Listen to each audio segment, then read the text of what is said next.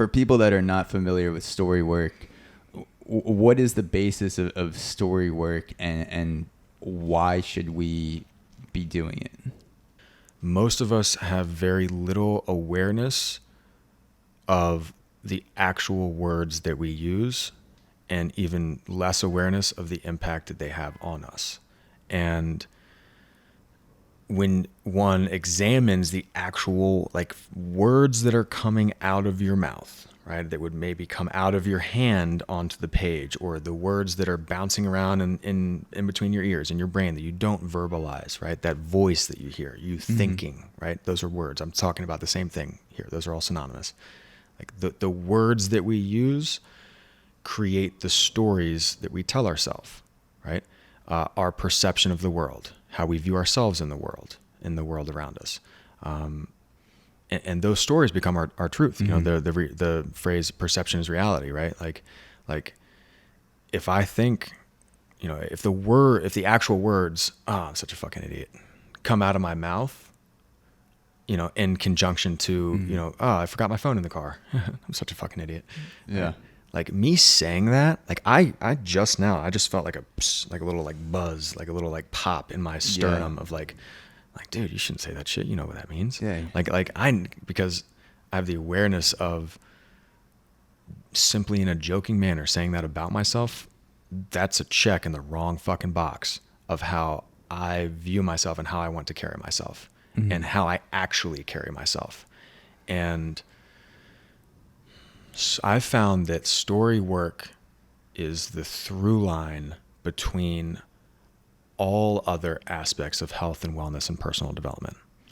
The words you use about yourself, internally and externally, and then how one uses language. You know, as simple as in a gym, the example of saying, you know, you're on set 3, rep 5, you're struggling, it's starting to get hard.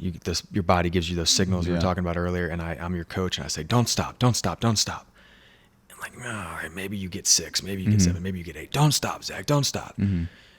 Maybe you get 10, but it's hard, right? If that cue is keep going, because now the emphasis is on what I want you to do, right? When words come out of my mouth, that's what I want you to do, right? And so I'm saying don't stop. You're going to think about stop. If I say keep going, you're going to think about that. And I guarantee you're going to hit 10. You might hit 11, 12, 15. If I'm Zach, keep going, right? And that's super simplistic. It's not applicable to all scenarios, but Storywork, you know, is diving into the language that we use on a regular basis, how we use that language, and then how we apply that language to the things that we've experienced, like things in our past, things that have quote unquote happened to us, and then what we want to create moving forward. And so the things that happen to us create, you know, we create memories and stories behind this experience or these experiences, especially if they're hurtful or traumatic or whatever it is. And we replay, you know, those things that happen mean that we create this identity around something that happened, you know, and now you're the person that ... or because of X, you ABC, right? And most of the time that no longer serves us, or there are instances where that no longer serves us, or it hurts us. And so Storywork is the act of going in there, figuring out what that is, unwinding that fuck. And then that creates the space to, you know, for me or a coach or another coach to help someone move into what they want to do, which is probably the Storywork you kind of were alluding to in the fact of what we've done. Like we've done a lot of goal setting. We've done a lot of like future casting is what I call that, or, you know, like building out a future. Yeah. Right. And we always get on the topic of dating and relationship stuff, because we've both been on our separate journeys of moving through the dating world. And something that you've made clear to me repeatedly is that often I'm working on the framework of a false story where I will say, this isn't going to happen, or I know she's going to say this, or this situation isn't going to work out for whatever reason. And then you'll stop me and say, well, did she say that? Right. And I'm like, no. And then you make the point saying, okay, you're building a story for yourself, and you're on this runway that doesn't exist. You've created this story that you are now going to base your decisions off of, that there's no evidence for. And so you have to like rewind, like you said, like crank back and rewind and get back to, okay, what is actually happening? What is actually living? And in the present, what are we doing? Yeah, exactly. And then the further step is finding out like why that occurred in the past. Yeah. Like what happened so that experience, or what happened so that now you expect, XYZ to happen in your current situation, and then untying that knot, kind of allows you to actually let it go, like without the actual like physical weight of it, like a emotional burden is a fucking burden. You might as well have a weight vest on or bricks on your back or something, and letting people free themselves of that is powerful. And then you can recognize it sooner. I've found myself being able to better recognize, because of our conversations, okay, this is just a story I'm telling myself. There's no evidence for this. This person didn't say this.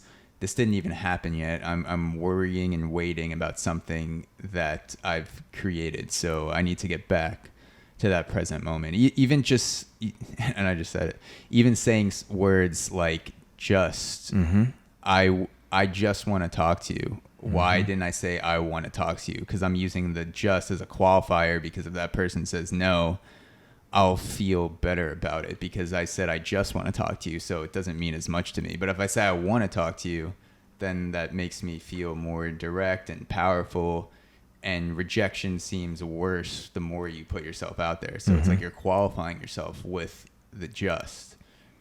Yeah, that's soft talk, Yeah. I think maybe one day it would be kind of good for me to probably go to the gym, maybe. Like some version of that, right? Any one of those words is considered soft talk, and simply removing soft talk from the equation, or replacing that, translating it to include solid talk, that's a simple switch people can do in order to progress their learning or progress their language, right? The word but, hey, Zach, you're a great guy, but ... The word but completely negates the fact that Zach is a great guy.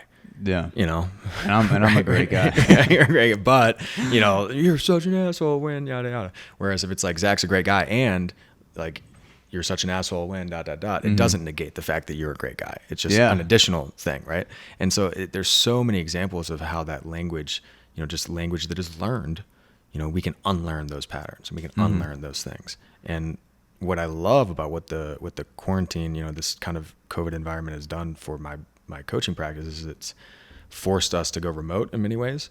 And now I can pull up a Google Doc and I'll type out what people actually say, and they have no idea that those words just came out of their mouth. They're like, whoa, I said that, and it can be super simple, but people use negations a lot. Anything with an N apostrophe T is a negation, right? And that's typically an emphasis on something you don't want, right? Or something negative, right? And so pointing out those negations and putting that into the affirmation or what you want to have happen, right? The Storywork process itself is a 4-step process. And in that process, what we're doing is we're changing people's relationship to the physiological state that they're in when they're remembering something or experiencing something. And so a lot of times if you have an emotional experience or a traumatic experience, the memory comes up and you shove it back down, right? And most people haven't written down these specific things, and so we'll title it and I'll have them write it down, right? Or type it out. So that's a big win, first and foremost. Like there's this thing, I'm no longer ignoring it. I've given it a name and I put it on paper, right? So typically people have not done that. The next step is to then read it out loud. And most of the time then what happens is okay, like, all right, well, I can talk about it. I've told this story before to whomever, right? And they gloss over it, right? Well, that next step is to read it at 70% speed.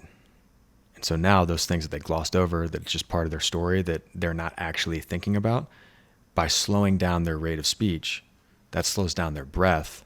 And now, we can get people to drop into, from this fight or flight, fight or freeze sympathetic nervous system state.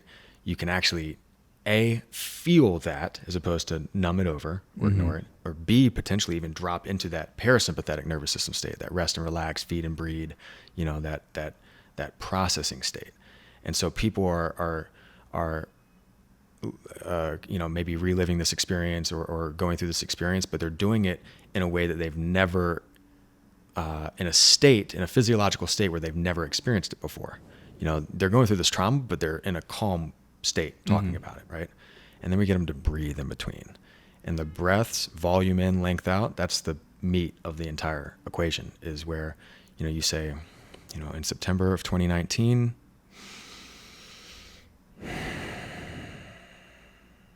I was kidnapped by my ex-boyfriend.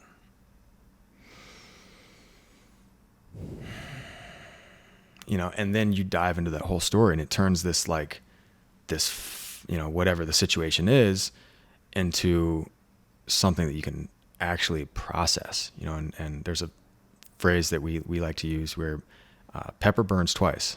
You eat something really spicy, it's not just going to be spicy one time. It's going to be spicy that second time on the way out. The way in, the way out. Yeah, exactly. And if you let it inside of you, and if you keep it inside of you, it'll burn you up, and so you got to be able to let it out.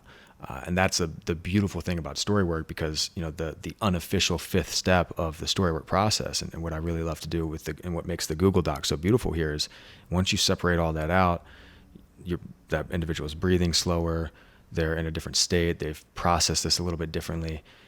Then we translate all those words, like the how it made them feel and what they experienced. I felt shame, or I felt betrayal, or like whatever it is, we turn those into affirmations. We turn those into positives. So instead of feeling this, how do you want to feel?